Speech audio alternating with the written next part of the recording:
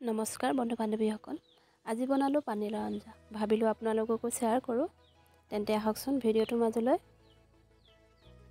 এইফালে ইয়াৰ মাছখিনি এতিয়া ফ্ৰাই কৰি লৈছোঁ। আনফালে বেলেগ এখন কেৰাহী পাতি ইয়াতে তেল দি এতিয়া পিঁয়াজ আৰু জলকীয়াখিনি ভাজি লৈছোঁ। এইখিনি ৰঙচুৱা হোৱাতে লাও আৰু আলুখিনি দি দিছোঁ।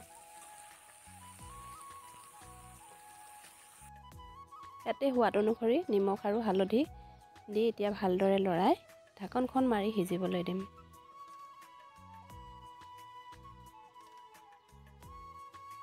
এইফালে লৈ ল'লোঁ বিলাহী দুটা। লাওখিনি এতিয়া কোমল হোৱাত এইফালে বিলাহী দুটাও কাটি দি দিলোঁ।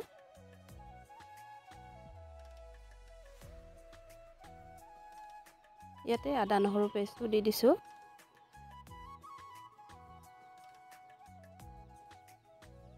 এতিয়া এইখিনি অকণমান সময় ঢাকনখন দি সিজিবলৈ দিম।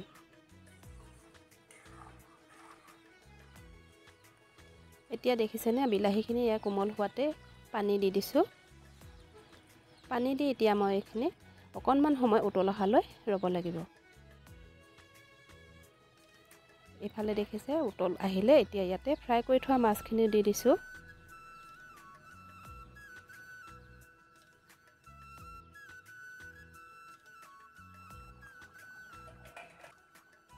এইফালে এয়া মোৰ আঞ্জা ৰেডি হৈ গ'ল দেখিছেনে। ইয়াতে এতিয়া মই ধনিয়া পাত দি দিছোঁ।